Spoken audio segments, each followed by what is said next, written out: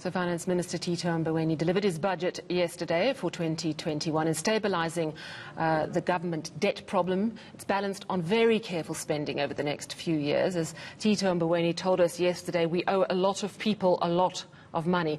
But something that can derail even the most carefully laid plans is corruption.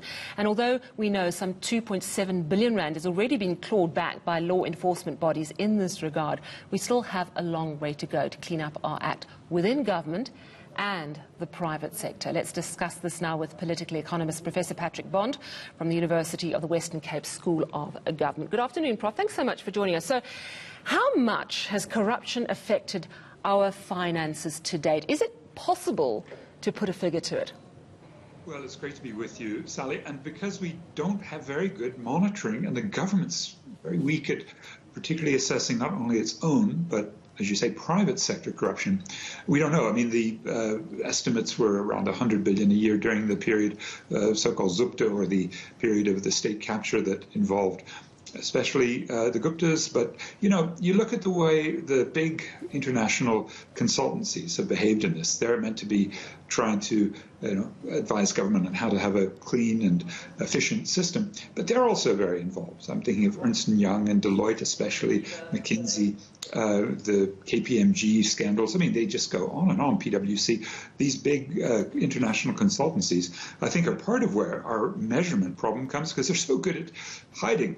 Add to them the lawyers, right, who facilitate the offshore financial flows. But just one figure might be useful, which is illicit financial flows, corruption and keeping money in the country where it's needed for recirculating to investments, private investments, for state investments.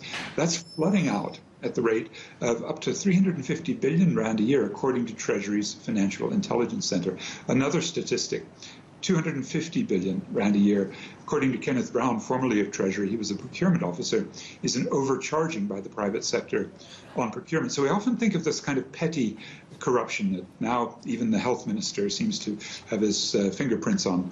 But it's really these big numbers that I hope we can also talk about. Yeah, absolutely. And, you know, as you're explaining that there are many parts to it, it's not just the one who takes the bribe, it's also the person who offers it. And it becomes a highly sophisticated network. I'm going to get to that in a minute, because the other part of corruption is the stuff that you can't really count. Not just the bottom line. People appointed through nepotism and their connections who don't really qualify for the job then fail to perform their duties or corrupt the system, waste and squander money. I mean, how do you even quantify that? No, it's true. And the patronage systems certainly grow up. And sometimes, let's be frank, they have a regional dimension, depending on who the president of the country and those networks and the contributors and the strength of the branches and all of the systems of patronage that emerge. It turns out, however, that we're not that bad. According to the latest Transparency International Corruptions Perceptions Index of the government, right, that's the politicians and the bureaucrats, we're currently ranked 109th most corrupt out of their 180 sample countries. Now, that doesn't sound good, and in fact, it's gotten worse. At the end of apartheid, it's sad to say, but the corruption rating was the 23rd. Now we're 69th, that is least corrupt. So we've certainly gone down, and the two biggest declines weren't even during Zuma. It was during the late years of the Mandela presidency and then during the Mbeki presidency. If you look at that sort of tracking of the perceptions of state corruption, it certainly has gotten bad, but it's not even in the worst half, right? We're ranked 109th. But I'd say in contrast, big business, and here I'm really focusing on Sandton, on Umhlanga, on Central Cape Town, and on Stellenbosch, right? These sites of very, three-piece tsotsis. They're very suave. They're internationally well-known. And they rank this year, according to PricewaterhouseCoopers, their perceptions index of economic crime amongst the private sector, they're ranked second, tied with China, number one being India. But during most of the 2010s, South Africa's corporates were ranked as the most corrupt and economically criminal elites in the world. This is PwC. I kind of trust them on this. They're wanted for corruption in a lot of places. Here,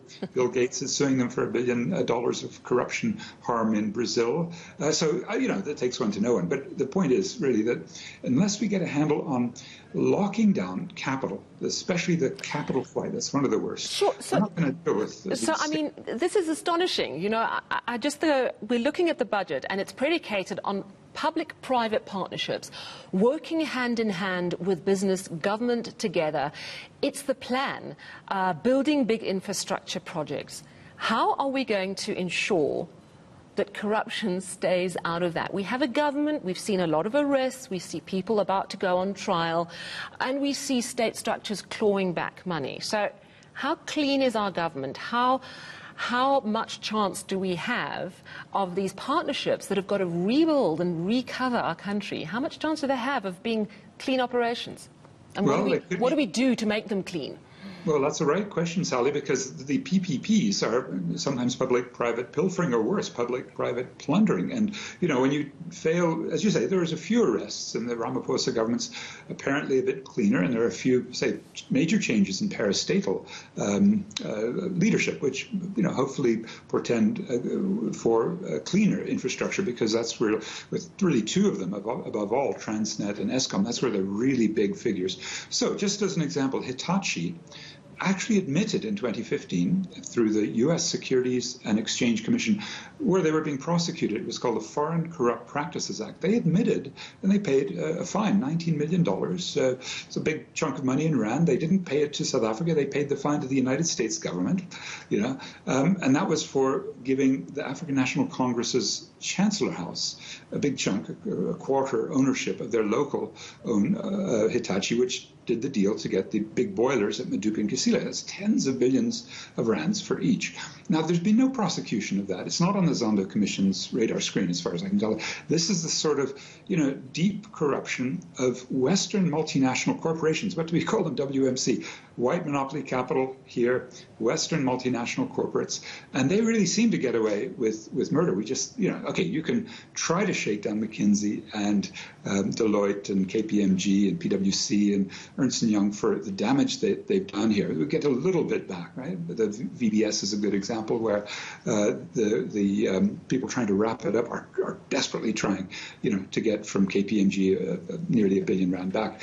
But really, we have to ask the question for the mega projects. They are so rife with corruption, the next stage of which is the BRICS, right? Brazil, Russia, India, China.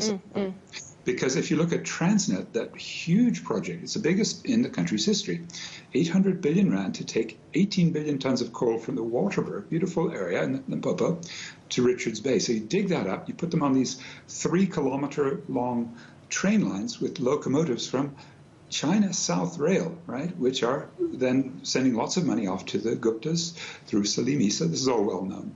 And then you've got China Development Bank making a huge loan. It was initially set for $5 billion US. And I just despair that the kind of funders of Medupi, the World Bank, its biggest ever loan, $3.75 billion. And they knew in 2010 that Vali Musa, the then head of Eskom and on the ANC Finance Committee, was already being slapped on the wrist by the public protector for conflict of interest in that case, right? And they still went ahead. And I think at that point, making financiers liable, they should take a haircut. They should be co-liable for the corruption they knew was happening in this government with really wicked, international companies like Hitachi. Patrick Bond, thank you so much, Professor Patrick Bond, raising the really important point that it has to be a holistic approach to corruption. We cannot just look at one aspect of it, and that it seems to be a lot more entrenched than we want to believe. Thank you very much. It's such an important topic. We must have you on again. Patrick Bond from the University of the Western Cape.